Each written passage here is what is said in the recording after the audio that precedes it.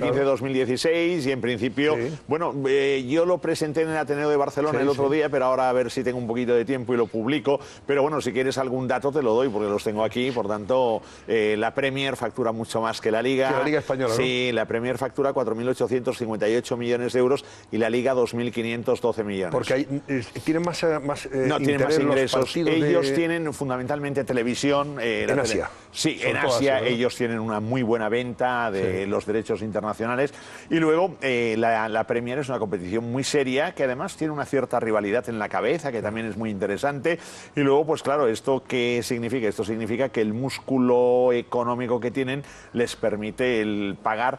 Allí se pagan de lo que sería sueldos 2.900 millones de euros, 20 clubes con sus jugadores y aquí están pagando 1.400 millones. Por tanto, quiere decir casi el doble, que, claro, entonces los futbolistas es normal que propendan a irse hacia allí. Y además otra cuestión, allí cuando llegan saben lo que van a pagar de impuestos y ya está. ¿Qué ha pasado? ¿Cómo ves tú, por ejemplo, de Ronaldo? Hombre, Messi, pero ahora no, Ronaldo, que es lo último que... Sí, no, yo creo que... Parece que va a pagar, ¿eh? Va a pagar los 14,7 millones que le piden. Yo tiene que pagar a Hacienda y lo de la multa la pactará. Sí, pero en ese aspecto de yo que admita pagar lo que... No lo criminalizo nada a Cristiano Ronaldo. A ver, si hay una parte, digamos, irregular, pues esa parte irregular por los derechos de imagen, las sociedades que tiene fuera, etcétera. Pero él vino aquí, que esto ya lo tenía. Por tanto, quiere decir, él venía de lo que es una cultura tributaria, que es en este caso la británica, y entonces, claro, pues es normal ahí que se funcione. Aquí se acoge a la ley Beckham, por tanto hay que ver, es que lo digo porque todo el mundo habla un poco, digamos, con una cierta frivolidad del caso de Cristiano Ronaldo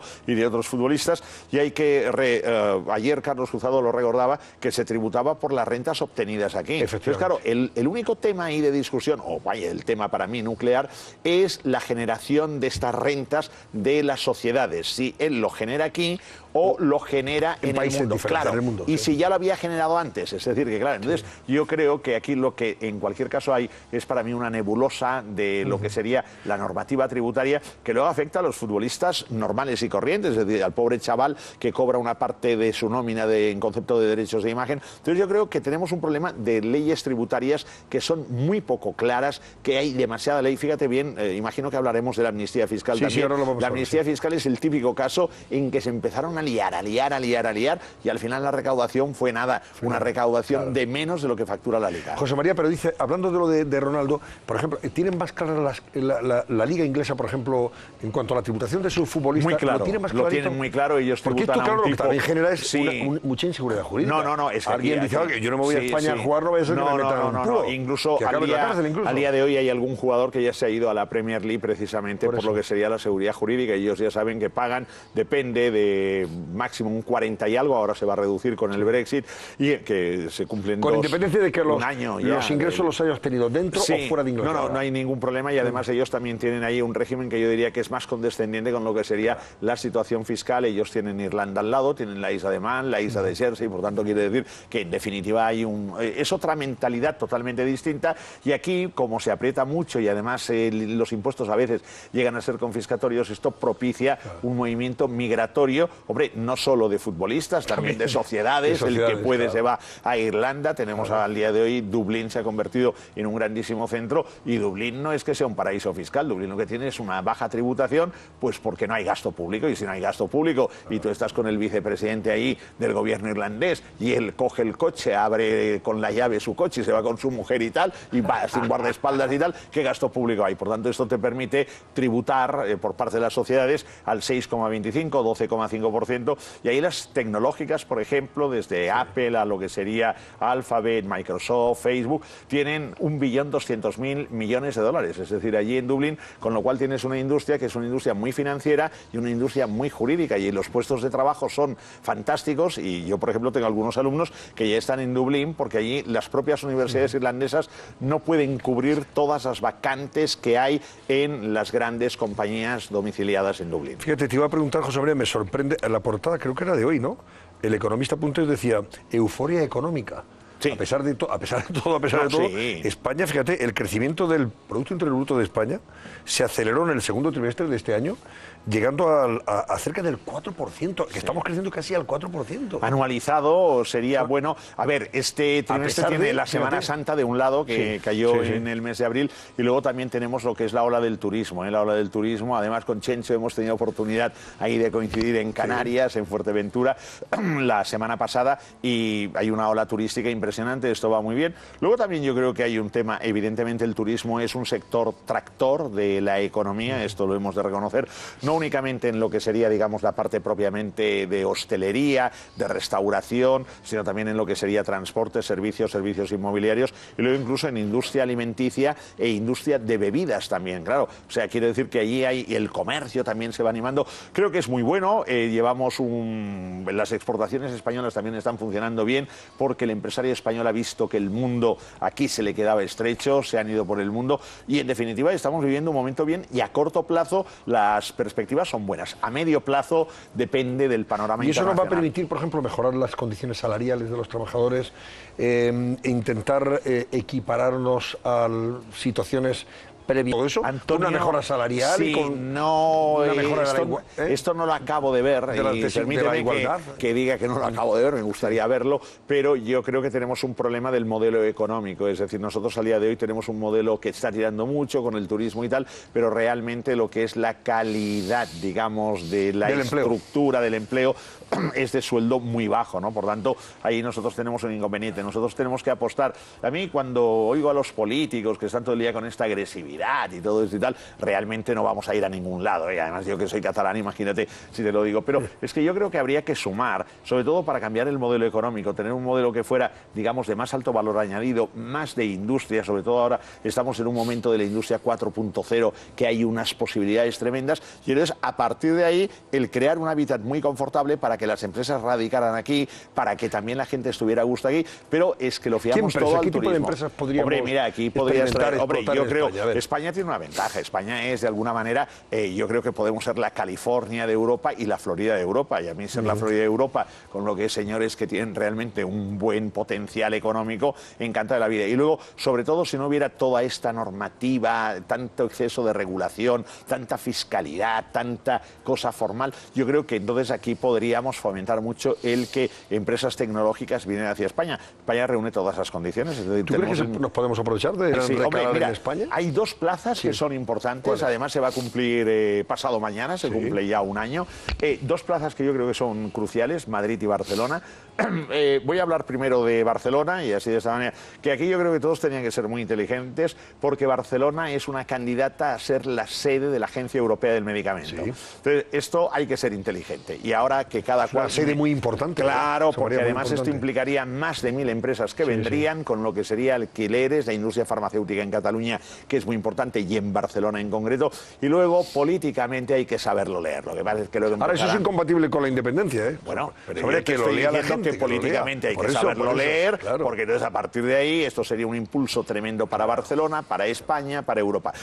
Y luego yo creo que Madrid también es una plaza muy atractiva para muchas empresas, pero el problema que ven, lo digo porque hablo con ellos, dicen, es que esta normativa, además, claro, no sabemos en el mes de diciembre si van a cambiar el impuesto sobre sociedades con efectos retroactivos. Por tanto, quiero decir, es una inseguridad jurídica tremenda. ¿Por parte del Gobierno de la Nación? Sí, por parte del Gobierno de la Nación. Yo creo que ahí el Gobierno de la Nación se lo tendría que hacer mirar, en el buen sentido de la palabra. Lo digo porque ellos son un freno para el desarrollo económico, ellos y la clase política en general, ¿eh? Son un freno para el desarrollo de la economía española, y esto, si nosotros tuviéramos aquí, fuera como la Premier League, los futbolistas querrían ir. Si aquí tenemos un ambiente como la Premier League, las empresas querrán venir, Antonio. Eso es así, claro que sí. Hablabas antes de Montoro, José María. Sí, hombre. Hoy ha estado en el Congreso, ha estado explicando la versión del Gobierno respecto a esa amnistía fiscal que el Tribunal Constitucional le tumbó al Gobierno en el año 2012 concretamente. Entre otras cosas ha dicho que hombre, él ha propuesto, dice, prohibir por ley las amnistías fiscales en el futuro. Esas que aprobó hace 4 años, habría que prohibirlas ahora. Que el amigo Cristóbal es cachondo, es un cachondo, lo digo sinceramente y cordialmente. Es cachondo, ¿no? Vamos a escuchar y ver algo, y así nos... Perfecto. De esa comparecencia ya ahora nos comentas. El ministro de Hacienda, Cristóbal Montoro, ha comparecido en el Congreso de los Diputados para explicar la sentencia del Tribunal Constitucional que anula la amnistía fiscal de 2012. El vehículo normativo no fue el acertado, a juicio del tribunal. Pero Montoro justifica así la implantación de esta medida. No hubiéramos adoptado nunca si no nos hubiésemos visto obligados a hacerlo. El ministro añade que el tiempo jugaba en contra de la economía española. Necesitábamos tomar medidas rápidamente y que además fueran medidas nítidas y contundentes, con un reflejo en el corto plazo, de manera que transmitiéramos la seguridad de que éramos capaces de salir de esta crisis por nuestros propios medios. Según Montoro, en 2012 el gobierno tuvo que echar el anzuelo. Porque sin un cebo mínimamente atractivo, decía, pues no tienes ningún éxito. Lo pasamos, insisto, de no saber de dónde estaba ese dinero a tenerlo controlado a casi 30.000 propietarios de 40.000 millones de euros. Pues pagaron 1.200 millones de euros. Desde el Ejecutivo aseguran que estas medidas no le gustan a nadie. Por eso les propongo modificar la Ley General Tributaria para que incluso lleguemos a prohibir expresamente nuevas regularizaciones extraordinarias. A lo que añade que el Gobierno está trabajando para que en 2018 entre en vigor el intercambio de información tributaria de España con 53 países, entre ellos algunos considerados hasta ahora paraísos fiscales. Bueno, un trabajo muy bueno de Gemma Mirón, resumiendo bien, hombre, esa intervención. ¿Qué te parece la teoría del anzuelo para pescar los pececitos? Cristóbal Montoro tiene, digamos, un gracejo especial, ¿no? También hay que saberlo entender. Pero yo creo que aquí realmente quien se complicó la vida fue el Gobierno, primero por la inoportunidad de la amnistía fiscal en un momento en el que se aprueba una subida de impuestos con la subida del IRPF, el IVA, luego el IBI y otras figuras. Fin de recaudar, había que recaudar a todos. Y entonces, en paralelo una amnistía fiscal, con lo cual es un poco incompatible. Yo creo que se planteó muy mal en ese sentido, porque luego la recaudación, 1.195 millones de euros, con un déficit que veníamos de 108.000 millones de euros, no te resuelven absolutamente nada. Ese es otro aspecto que hay que resaltar. Yo lo que hubiera hecho hubiera sido una adecuada regularización fiscal y, por ejemplo, suscribir deuda pública a un tipo de interés del 0,0 no sé qué durante 25 años o 30 años y decir, oiga, su dinero queda limpio, nosotros no nos metemos con esto sí pero compra deuda pública. Pero compre deuda pública, que es lo que necesitábamos, porque ahora tenemos 1.117.000 millones de euros de deuda pública, que prácticamente es ¿Eso no sería 100%. También una amnistía fiscal encubierta? Bueno, esto es lo que se hizo. Esto lo hizo Felipe González, lo hizo Carlos Olchaga, si no recuerdo mal. Sí. Hablo del 84, del 91, pero es que además esto de decir ahora vamos a prohibir aquí una amnistía fiscal. Yo creo que la amnistía fiscal hay que mirarla con buenos ojos. El problema es que ellos la regularon por decreto ley, el artículo 86, que es uso y abuso, y la amnistía se tenía que discutir en el Parlamento, aprobarse por ley. Yo creo que en un caso vamos a que la gente, los pecadores paguen, mira, oye, ya está, pero a partir de ahora que cumplan. Por tanto, creo que ahí se planteó mal y faltó un poquito de gracia. Si hubieran escuchado más al pueblo, igual se hubiera hecho de otra manera, pero bueno, son tan sabios que... ¿Alguna pregunta para José María Gaidele? Mira cómo se alza. Mira, hombre, aquí todos son amigos, hombre. Venga, rápido, Agustín, Esther, Ignacio, Alfonso, Fátima y Chencho. Adelante, hombre. No, por seguir con la amnistía fiscal, que es cierto que se está demonizando ahora mucho, entre otras cosas, porque sí es verdad que provoca mucho escozor a los que contribuimos con Hacienda religiosamente, ¿no? Pero al final una amnistía fiscal, y estará conmigo en eso, profesor, no deja de ser un instrumento para recaudar en un momento clave de necesidad en el que se necesita. Y además es un instrumento que se utiliza en muchos países, algunos incluso repetidamente, como es el caso de Italia. Y en algunos incluso sale muy bien. Y me estoy acordando, por ejemplo, de la que hubo en Irlanda en el 88 o en el 90, que esperaban recaudar 50 millones de dólares y recaudaron 750, con lo cual las necesidades del Tesoro se redujeron, de financiación del Tesoro se redujeron casi en un 30%. Quiero decir, esta amnistía, si hubiera salido bien, hubiera resuelto un problema que se tenía en ese momento cuando llega el gobierno del Partido Popular y se encuentra con un agujero de 70.000 millones más una deuda del 9%. El problema es que salió mal, pero eso sí, hizo aflorar más dinero, que fueron 40.000 millones, y sobre todo no fue lo opaca que fueron las amnistías del Partido Socialista. Y de hecho, muchos de los amnistiados están en este momento o en la cárcel o en los tribunales. Y estoy pensando en Rato, estoy pensando en Torres, estoy pensando en el señor de UGT de Asturias, en fin. Al final, las amnistías son instrumentos que se necesitan para en determinados momentos. El hecho, como dice Montoro ahora, de anularlas o de prohibirlas, no sé a qué conduce o no sé a qué obedece. Si forma parte de la retranca que tiene un poco Montoro y de la ironía que quiere soltarlo, o para qué. No lo sé. No, yo, bueno, estoy de acuerdo. Lo que pasa es que yo creo que fue la propia complicación y la manera de embrollarse a nivel de regular tributariamente. Voy a pagar el 10% de lo que regularice y a partir de ahí empieza la Dirección General de Tributos a aclarar, la Agencia Tributaria a aclarar y al final aclaran tanto que provocan esta mínima recaudación. Yo lo que hubiera hecho hubiera sido mucho más, en este caso, expeditivo, es decir, oiga, se paga el 10% y adiós, muy buenas y ya está. Del patrimonio que usted me declare, pague el 10% y ya está. O, por ejemplo, vamos a hacer una cosa, hubieran sido 4.000 millones de estos 40.000 millones. Claro. O vamos a hacer una cosa, usted suscriba deuda pública. Pero deuda eso pública. Es más opaco, profesor. ¿Perdón?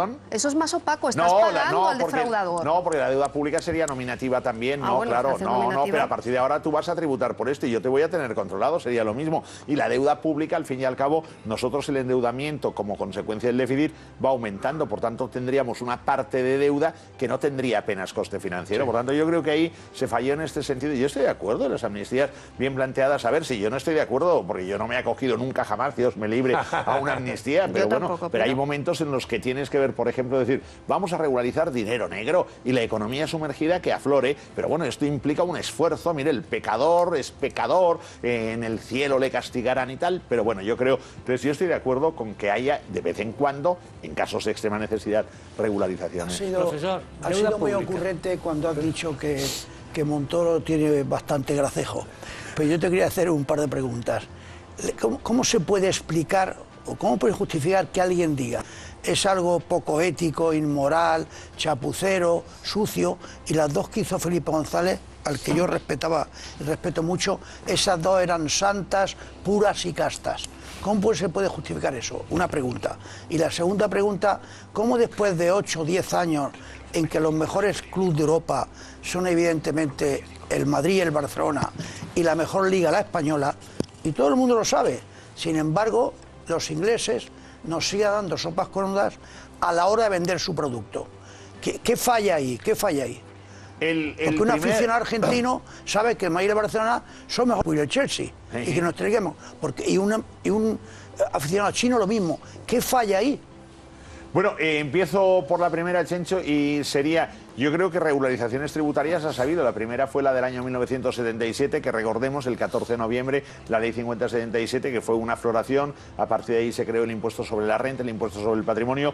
Luego en el año 79 hubo una actualización, en el año 81 otra, en el año 83 pero otra. Felipe luego hizo ya dos. Con Felipe en el 84, luego Carlos Chaga en el 91, si no recuerdo mal. Entonces, yo creo que eso tiene una parte buena, por tanto, de vez en cuando regularizar va muy bien y sobre todo, digamos, va bien a efectos recaudatorios. Entonces, lo que pasa es que yo creo que la última amnistía, regularización, se ha planteado un poco, digamos, demasiado formalista y esto nos ha llevado a lo que es una situación mala. Y no hay que demonizarla, es decir, yo no lo demonizo y el que se ha acogido, pues oye, bien acogido, a partir de ahora tributa, declara y ya está. Y el otro tema del fútbol, yo creo que la Premier se sabe vender muy bien y que nosotros, a ver, tenemos tres grandes clubes que son el Madrid, el Barça, el Atlético de Madrid, al día de hoy, indudable.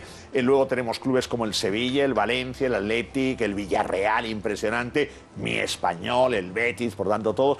Pero no lo sabemos vender, La Premier pero sabe año vender. Tras año no lo sabemos vender. Claro, año tras año. Ellos saben vender y además aquí ha habido un tema de lo que no era el centralizar los derechos de televisión, que nos ha perjudicado mucho. La Premier lo tiene muy claro y fíjate bien, ¿Cómo está allí? Mira, y el que menos recauda más de 100 millones de euros. O sea, el que menos por ingresa. Partidos que le televisan. No, a lo largo de la temporada. Por ejemplo, tienes un club como el Everton, que el Everton está en 160 millones de... 144 millones de euros. Por derecho de imagen de televisión. Y aquí, por ejemplo, ¿eso quién lo recauda? El Barça y el Madrid. Nada más. No, nada más. Entonces el Barça y el Madrid recaudan 162, 163 millones, pero los otros se quedan descolocados. Por ejemplo, el último de la Liga, el último de la Premier, cobra más que el tercero de la Liga. Y para conseguir entonces esos mismos beneficios en función, o ingresos, perdón, en función de los derechos de imagen de los partidos de la Liga Española, ¿qué hay que hacer? ¿Venderlos mejor en América? Venderlo mejor, sí. sí, Decir, claro. En China vamos a comer tanto, en sí, Tailandia, en... tener, pero José Manuel, ¿quién es? Se está haciendo ahora, la ¿Quién Liga es lo el está haciendo. Manazas? Mójate, ¿quién es el Manazas? ¿La Liga, el Madrid, No, el Barcelona? no. ¿Quién Hombre, es, yo creo ¿quién que es ha el habido... que no sabe vender? Los dos grandes clubes en este aspecto no supieron ceder los derechos en su momento, que hubiera sido como muy importante. No, yo creo, aquí hay una cuestión también, digamos, la seriedad, cómo funciona el producto. Yo tengo una gran amistad con un entrenador de la Premier, que además ha quedado ¿Puede decir muy usted bien. el nombre? Hombre, Mauricio Pochettino. Hombre, gran Mauricio. ¿Va a seguir en el Tottenham o no? Sí. Buen Mauricio, cuando hablamos me dice, oye, vente tal cual, y yo digo, pero es que ya no se dice, no, pero si es que ya sabemos cada partido, cuándo se juega, la hora que se juega, hasta el mes de mayo. Por tanto, claro, Decía, aquí yo no sé el español cuando juega el próximo partido. Pochettino decía en unas declaraciones recientemente, cosa que me sorprendió, Sí. que por lo visto está tan interiorizada la vida en la Premier, por parte de los británicos aficionados al fútbol, o de los ingleses en este caso, que solo les interesa la Premier, que les da igual lo que pasa en el continente, que la Copa de Europa o la Liga de la Champions League, que le interesa un poquito es menos. una competición apasionante. La y claro, Premier nosotros estamos locos por la Champions. Cuando la gana el Madrid, fíjate que alegría tenemos. Hombre, vosotros también. Fíjate, yo espero el qué alegría momento más de la grande. verdad, el gran momento de mi vida, que será el momento de la plenitud, cuando el español Cuando el ahí español también la estemos gane. por lo menos en la final. Exacto. Por tanto, ya Y si no la será. Champions, la Liga de Campeones, Pero yo que también creo está que bien, tenemos ¿no? que aprender mucho de la Premier. O sea, la Premier es un producto muy serio, lo saben vender, lo hace se han muy bien, sabido lo hace mover muy por bien. el mundo. Y yo creo Es muy interesante y muy divertido. Y yo no competiría en los mercados de la Premier, yo me iría al mercado americano, para mí es fundamental, y sobre todo el mercado donde esté el futuro, que es Estados Unidos. Pero alguien está haciendo algo mal, porque cuando va el Barcelona o el Madrid a China, cobran más que el Liverpool. Y cuando van a Estados Unidos cobran más que el Liverpool. Sí. Y sin embargo, la retransmisión televisiva, algo se está haciendo mal. Por eso yo creo, la Liga lo está haciendo bien, ¿eh? Por eso digamos que lo está haciendo bien. Perdón. Venga, Agustín y Ignacio, venga, rápido. Ignacio quiere hablar de temas más vinculados con la deuda, y yo quería seguir con el fútbol y quería hacer una pregunta concreta, pero en relación a esto, a mí me da la impresión de lo que estamos hablando no es que falle esto o deje de fallar, sino que la Premier ha encontrado un modelo de reparto de los recursos mucho más equilibrado que promueve una mayor competitividad y hace posible que un equipo como Leicester gane el campeonato, ¿no? Cosa que aquí es imposible. Aquí sabemos, cuando empieza la Liga, que hay 3 equipos que pueden ganarla. Punto.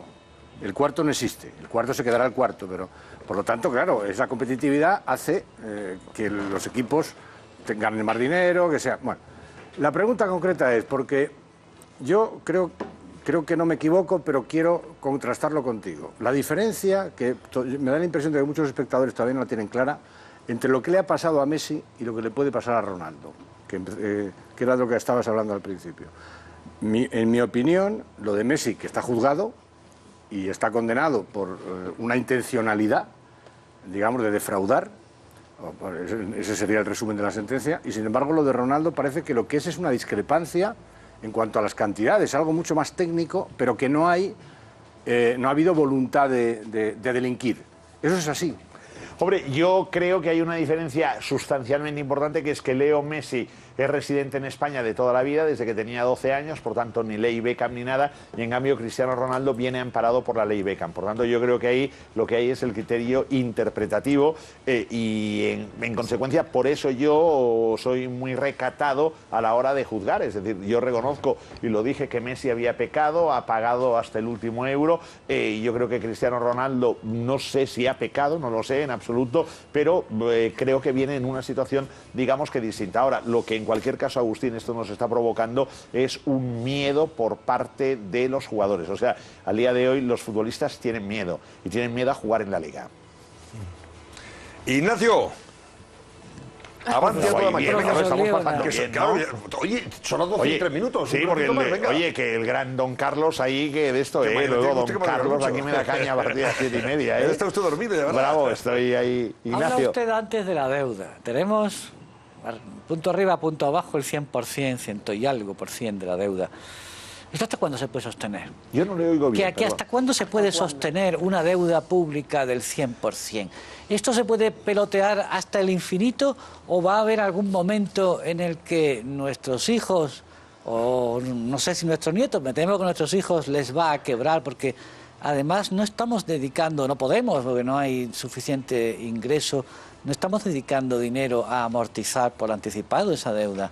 Entonces, bueno, y además hay un plan de estabilidad que no vamos a cumplir. Bueno, que el dicen programa de en 2020 estabilidad hasta que... el año 2020, que yo lo he estudiado, lo conozco y lo explico, por tanto, bueno, vamos a suponer que las incumplible, cosas... ¿no? ¿Eh? Incumplible ese plan de Sí, estabilidad. que vamos a suponer que vaya todo bien y que todo sea tan bonito como se dice y tal, pero bueno, el papel lo aguanta prácticamente todo. Hay un aspecto, tenemos un problema muy grave este mes, imagino que los presupuestos ya deben estar en trance de aprobarse, lo digo porque mi suegra tiene que cobrar la pensión.